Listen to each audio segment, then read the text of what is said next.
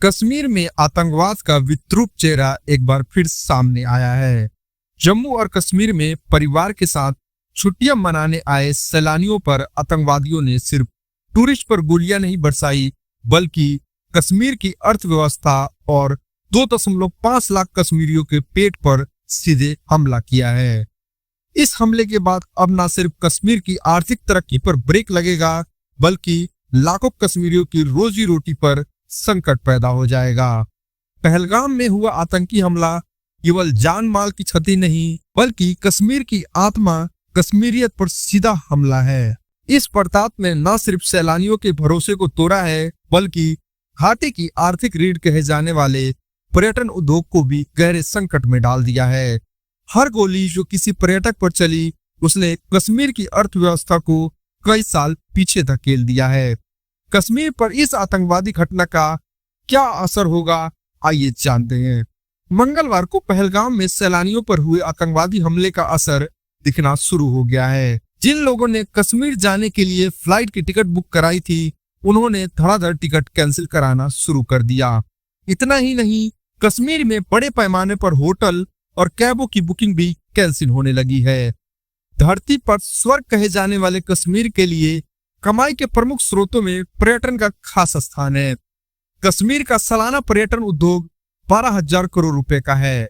एक अनुमान के मुताबिक साल 2030 तक ये उद्योग बढ़कर 25,000 से 30,000 करोड़ रुपए तक पहुंचने वाला था। राज्य की कुल जीडीपी में कश्मीर के पर्यटन की 7 से 8% की हिस्सेदारी है।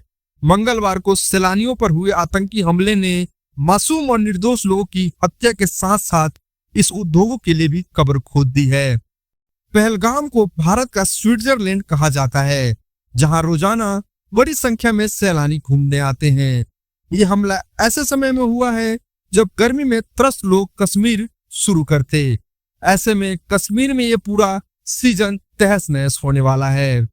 कश्मीर में सिर्फ पर्यटन से 2.5 लाख से भी ज्यादा लोगों को रोजगार मिला हुआ था और उनके परिवार की रोजी रोटी इसी पर चल रही थी। लेकिन इस हमले के बाद इन सभी 2.5 लाख लोगों की रोजी रोटी खतरे में आ जाएगी और परिवार के सामने 2 वक्त की रोटी का संकट खड़ा हो गया है। कश्मीर में कई छोटे और बड़े होटल हैं, जिनमें 3,000 से भी ज्यादा कमरे हैं। इस हमले से अब यहाँ की होटल इंडस्ट्री पर भी बुरा असर पड़ेगा और होटलों में काम करने वाले लोगों का रोजगार भी प्रभावित हो चुका है। इतना ही नहीं, सिर्फ डल झील में 1500 से ज्यादा हाउस बोट चलती हैं, जिससे हजारों लोग समय पर 2 वक्त की रोटी खाते हैं। अब उन पर भी मुसीबत टूटने वाला है। कश्मीर को केंद्रीय शासित प्रदेश बनाए जाने के बाद यहाँ से आने वाले टूरिस्ट की संख्या में लगातार बढ़ोतरी हो रही थी। साल 2020 में यहाँ 34 लाख सैलानी आए थे। वहीं 2021 में कश्मीर आने वाले सैलानियों की संख्या कई गुना बढ़कर 1.13 करोड़ हो गई। फिर 2022 में यहाँ 1.88 करोड़, वहीं 2023 में 2.11 करोड़ और 2024 में 2.36 करोड़ सैलानी आए। 2024 में आए कुल सैलानियों में 65,000 से ज्यादा विदेशी सैलानी शामिल थे। कश्मीर के प्रमुख टूरिज्म प्लेस में गुलमर्ग, सोनमर्ग, पहलगाम और डल झील का नाम सबसे ऊपर है। साल 2024 में गुलमर्ग ने 103 करोड़ रुपए का रेवेन्यू जनरेट किया था। केंद्र सरकार भी कश्मीर और कश्मीरियों की जिंदगी को बेहतर बनाने के लिए पिछले कई साल से प्रयास कर रही है। केंद्र ने कश्मीर में पर्यटन को बढ़ावा देने के लिए कई कदम उठाए हैं।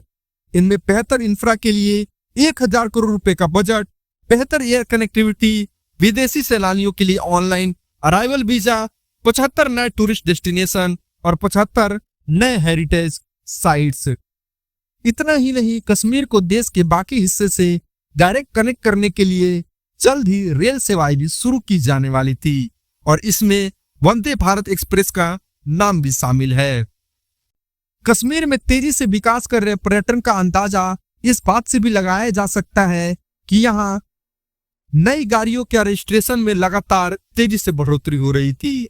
साल 2017 में यहाँ कुल 14.88 लाख नई गाड़ियों का रजिस्ट्रेशन कराया गया, जो 2024 में करीब दोगुना होकर 29 लाख हो गया। बताते चले कि ये संख्या पब्लिक और प्राइवेट दोनों गाड़ियों का है। कश्मीर शुरू से ही बॉलीवुड की पसंदीदा जगहों में से एक रही है। बॉलीवुड समेत ओटीटी की कई फिल्में कश्मीर में शूट होने वाली थी। इतना ही नहीं, देश के युवा वर्ग में डेस्टिनेशन वेडिंग को लेकर भी कश्मीर काफी डिमांड में था। लेकिन इन सभी धंधों पर अब संकट आ खड़ा हुआ है और इस संकट से बाहर आने में काफी समय लगेगा।